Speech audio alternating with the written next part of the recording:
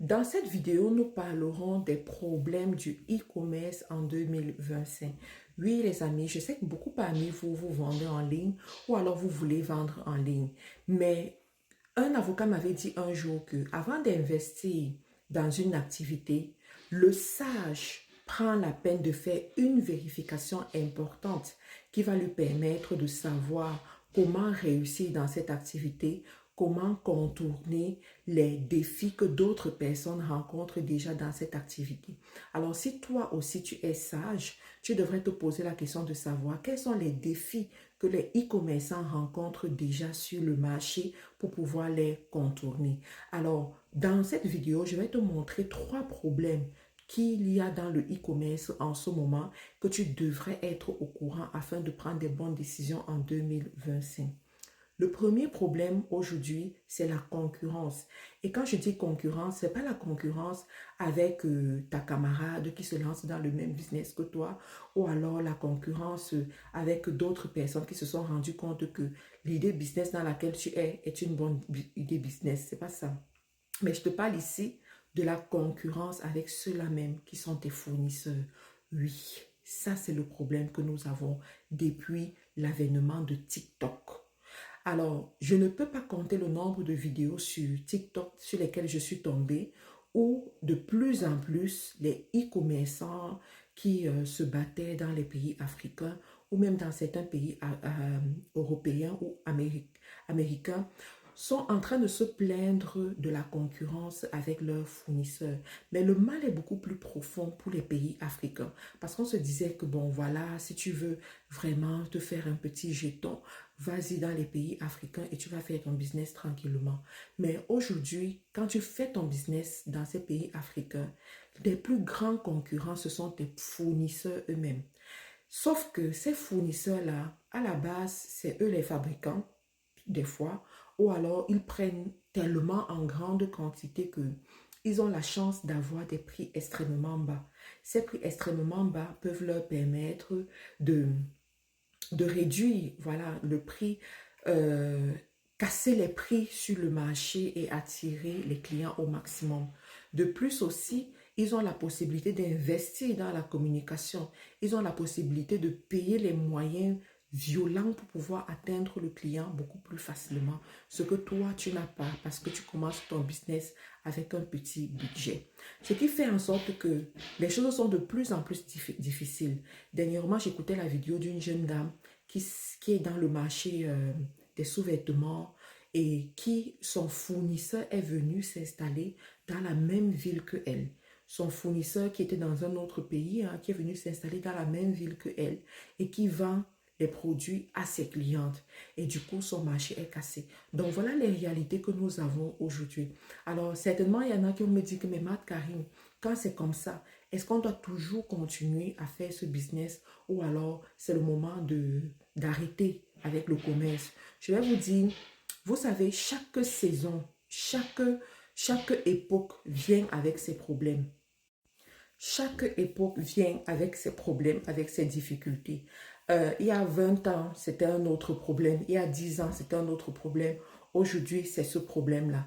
Toujours est-il que nous allons tous trouver une solution, tous trouver une façon de faire pour pouvoir s'en sortir parce qu'il faut s'en sortir. Voilà, ça c'est l'année où on doit faire des chiffres extraordinaires. Alors le deuxième problème qui se pose, c'est quoi? C'est le problème au niveau des prix. On se rend compte qu'aujourd'hui, les produits coûtent extrêmement moins cher.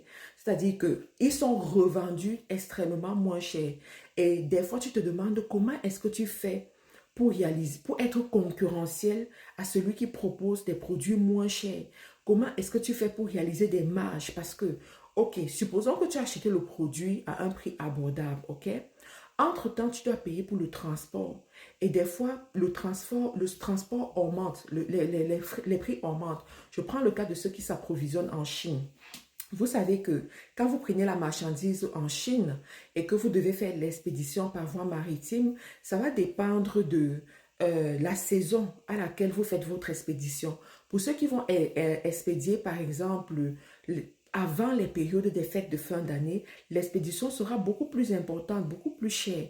Et là, ça influence votre prix de revente. Donc, Les prix représentent vraiment un problème aujourd'hui, ce qui fait en sorte qu'il y en a qui vendent, mais qui vendent à perte. Tu achètes un produit, tu vends, même si tu as mis une marge, mais en fin de compte, tu te rends compte que tu es en train de perdre de l'argent. Tu n'arrives pas à payer pour ton loyer, tu n'arrives pas à payer pour euh, tes employés, et puis voilà, tu vas juste de dette en dette en fait. Donc c'est une réalité, il faut pouvoir s'ajuster, il y a des méthodes pour pouvoir résoudre ce genre de problème. J'en parle souvent dans mes programmes de e-commerce où j'accompagne ceux qui veulent se lancer dans le e-commerce.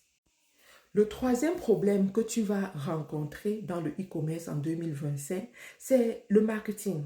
Le marketing, la capacité de communiquer sur ton produit, de vendre ton produit, d'attirer des clients pour qu'effectivement ils achètent tes produits.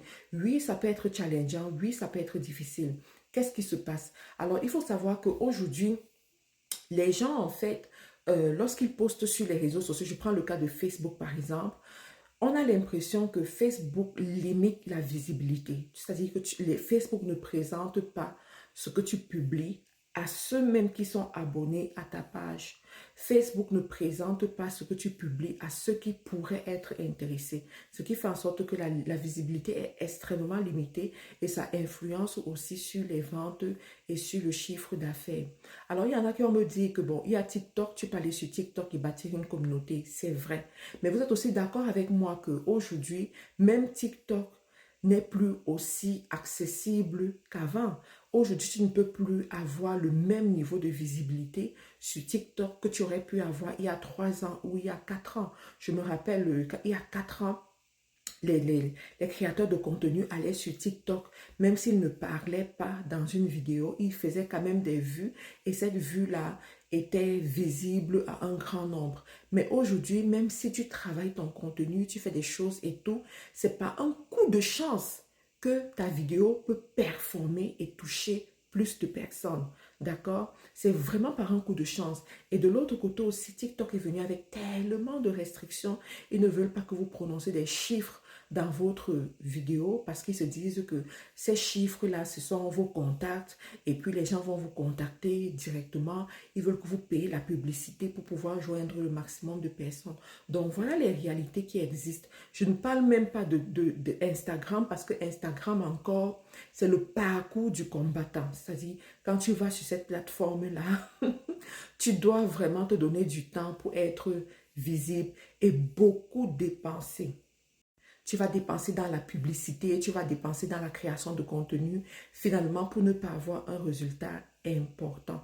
YouTube n'est pas une plateforme où on vend les produits directement, mais plutôt où on donne de l'information pour peut-être tirer les clients à acheter un produit digital. Donc, c'est complètement différent. Donc, tenez compte de tout ça avant de vous lancer dans le e-commerce aujourd'hui et sachez qu'il faudra trouver des stratégies, trouver des solutions pour sortir de ces problèmes-là ou alors pour résoudre ces problèmes parce que nous tous, nous rencontrons ces problèmes aujourd'hui. Alors, dis-moi, qu'est-ce que tu en penses? Quels sont les problèmes que tu rencontres déjà jusqu'à aujourd'hui? Est-ce que c'est un problème avec les fournisseurs? Est-ce que ce sont les prix? Ou est-ce que c'est le marketing? Est-ce que c'est la vente? Donc, écris-moi en commentaire et dis-moi quel est le problème que tu rencontres. Et surtout, abonne-toi si ce n'est pas encore fait. C'est totalement gratuit. À plus tard.